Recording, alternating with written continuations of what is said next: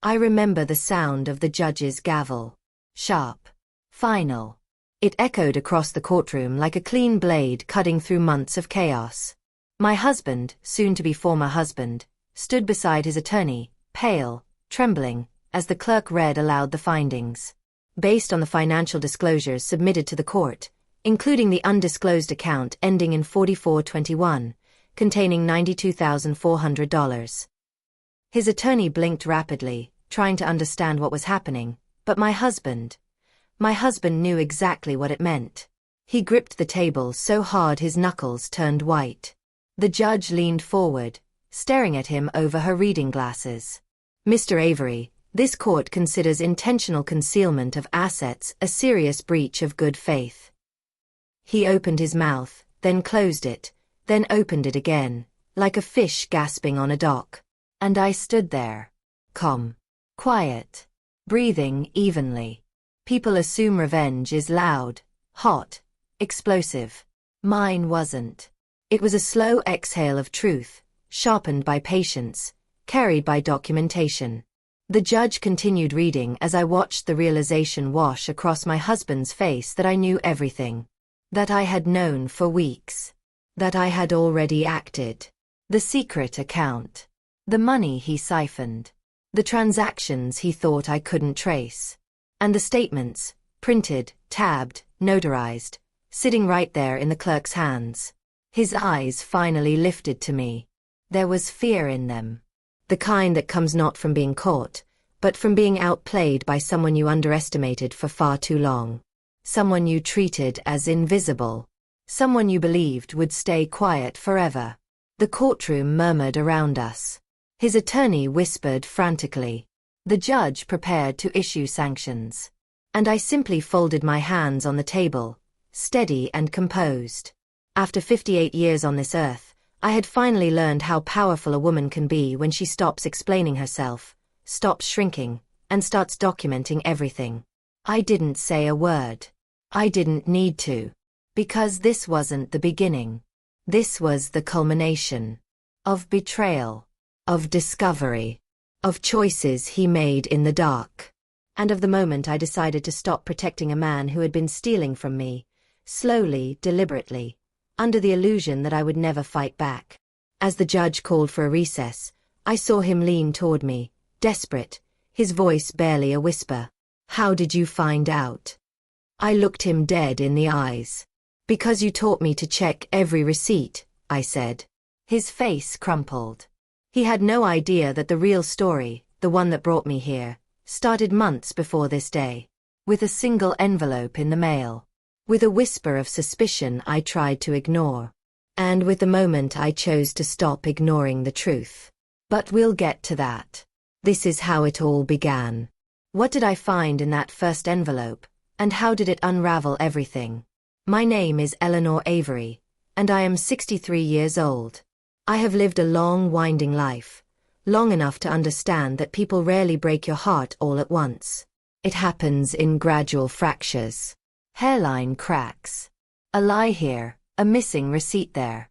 A moment of dismissiveness that you swallow because you love someone. Because you believe them. Because you want to. I grew up in a small town where everyone knew everyone else's business.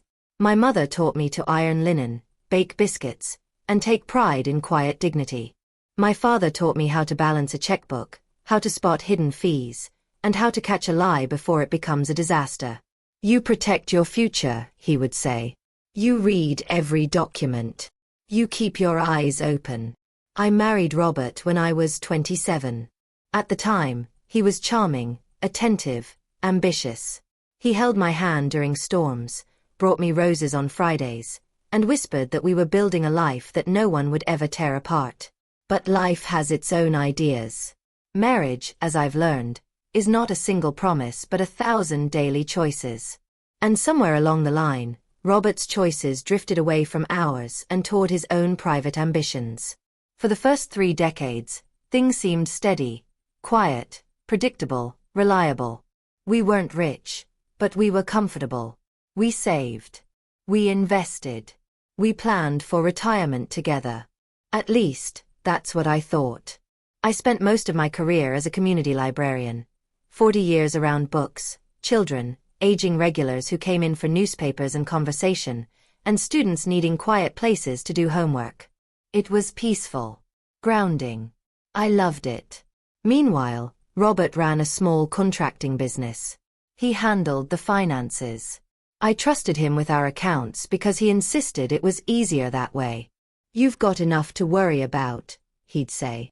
But looking back, I realized that he wanted control, not partnership. Still, I stayed. Perhaps out of loyalty. Perhaps out of the naive belief that marriages survive bumps, detours, and seasons of silence. And then one day, after nearly 4 decades together, an envelope arrived addressed to him. A simple white envelope from a credit union I had never heard of. One line through the plastic window caught my eye. Account summary enclosed. My stomach tightened. Something in me paused. Something in me remembered my father's warnings. I didn't open it then. Not yet. But I felt the universe whispering that the life I thought I knew was about to split open. And it did. Because that envelope wasn't just paper. It was the beginning. What did I discover when I finally opened that envelope? Our family was small. Just Robert, me, and our daughter Caroline. She's 35 now, married, living 2 states away with her own children. Caroline had always been closer to me. She inherited my quiet observance, my patience, my tendency to ask questions instead of rushing to answer them. Robert always saw her soft-spoken nature as weakness. I saw it as strength. A few years ago, during one of her visits, she gently warned me, "Mom, something feels off with Dad. He's always on edge. Always defensive if I ask about finances." I brushed it off then. Told her marriages have seasons. Told her people change when they age. But her words stayed with me. Robert wasn't cruel. But he was controlling in subtle ways. He wanted a predictable world, where every variable bent to his preferences. He wanted decisions to go through him. He wanted to be the one who fixed things, managed things, handled things. But he also wanted to make mistakes in the dark. He grew more withdrawn as his business fluctuated. Some months, he'd come home tired but content. Other months, he'd burst through the door irritated, throwing invoices and muttering that clients were impossible. I offered to help with the bookkeeping many times. He always refused. "No need," he'd say. "I've got it." His tone suggested I shouldn't ask twice. And though I trusted him, small inconsistencies began to pile up. A missing checkbook. A strange withdrawal. A charge he couldn't explain. A week where he claimed he didn't get paid for a big job, only to mention later that he had. But in marriage, you learn to choose your battles. Or you believe you do. I chose silence more often than I should have. The Christmas before everything unfolded, Caroline pulled me aside again. "Mom, you look tired. Are you sure you're okay?" I told her I was fine. She didn't believe me. She hugged me tighter than usual when she left. After that visit, I told myself I would start paying attention. Not to catch him, not to accuse him, but to understand what was happening to the man I once trusted with everything. Then came the envelope. It arrived on a Wednesday morning in March, tucked between coupons and a gardening catalog. Robert was out running errands. I stared at the return address for a full minute. A credit union across town. One we had never used. One he had never mentioned. And my heart whispered, "Look closer." Not because I didn't love him. Because I did. And because truth, even painful truth, is better than living in a story someone else writes for you. That night, when he left for a late call from a client, I sat at the kitchen table, hands trembling slightly, and sliced the envelope open. What I saw made my breath stop. What was hidden inside that statement? The statement was brief. 1 page. Clean, crisp, and unmistakably damning. At the top, savings account, ending in 4421. Below it, balance, $92,413.27. But that wasn't what sent a chill through me. It was the list of deposits. Regular, steady deposits. In amounts suspiciously similar to the checks from jobs Robert had told me he never got paid for. $3,200, $2,850, $4,100, $2,600. All matching the projects he'd complained about, the clients he'd blamed, the excuses he'd used to explain why our joint savings wasn't growing as planned. My hands shook. Not from the money. From the betrayal. Each deposit was a lie. A quiet decision to hide something from me. To build a life on the side, parallel to the one we supposedly shared. And then, at the bottom of the page, I saw a transfer. Transfer to checking. $8,000. Payee, R. Avery.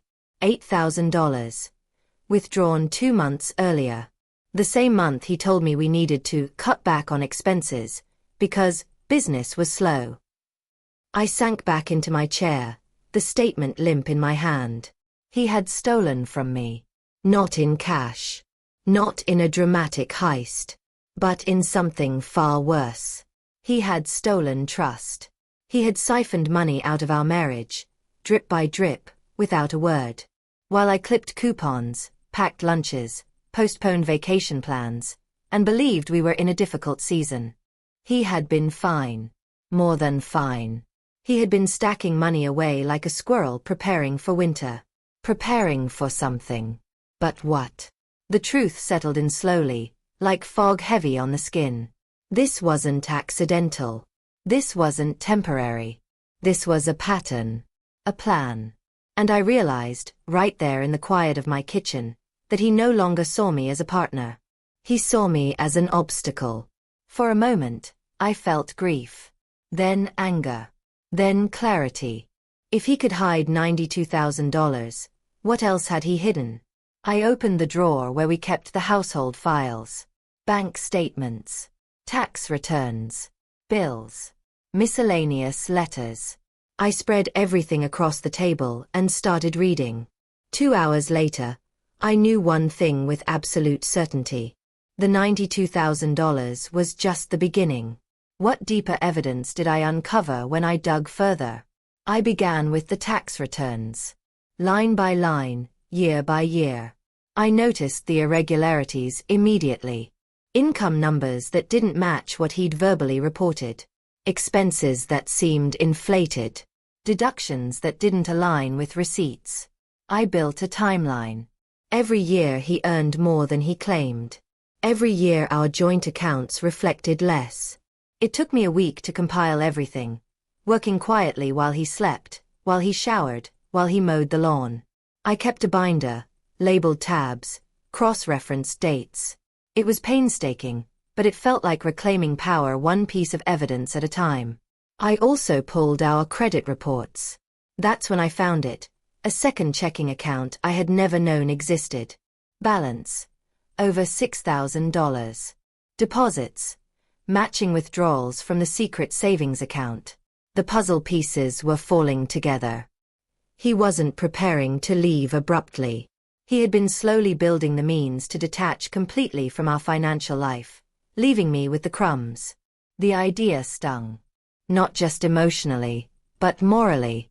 After nearly 4 decades of supporting every late night, every business slump, every new idea, this was how he respected our marriage. One afternoon, after gathering enough documentation to fill a briefcase, I drove to a small law office a few towns over to avoid raising suspicion. The attorney, Ms. Lawson, was calm, steady, and meticulous. When I laid the binder on her desk, she looked at me with a mix of admiration and concern. Mrs. Avery. This is substantial. He's been diverting assets for years. I nodded. Do you want to proceed quietly, she asked, or confront him first? Quietly, I said. Because anger is loud. But strategy is silent. Over the next month, she helped me prepare formal disclosures, subpoenas for the financial institutions, and affidavits documenting every inconsistency. We built a case so clean even his attorney wouldn't be able to spin it. I didn't argue with him. I didn't accuse him. I continued life as if nothing was happening. He thought I was just tired. But I was tired of being lied to. When the day to file finally came, I walked into the courthouse with the quiet confidence of someone carrying truth in her hands. I handed the entire file, every bank statement, every tax form, every notarized page, to the court clerk. Then I walked out into the sunlight, feeling lighter than I had in years. What made everything finally explode between us? The explosion came 2 days before the hearing. Robert stormed into the house, slamming the door hard enough to shake the walls. He had received the court summons. His face was flushed, eyes wild. "What is this?" he demanded, waving the papers. "Divorce," I said simply. "You blindsided me with this. Why now?" I held his gaze. "Why did you hide $92,000 from me?" His mouth hung open, and for a split second, I watched the truth flicker in his eyes. He knew exactly what I was referring to. He stuttered. You misunderstood." "No," I interrupted.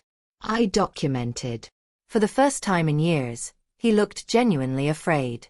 He tried to blame stress. He tried to blame old age. He tried to blame me. But I stood firm. I felt no guilt, no shame, no hesitation. I had spent my life shrinking to make room for his ego. This time, I expanded into the space he never imagined I'd claim.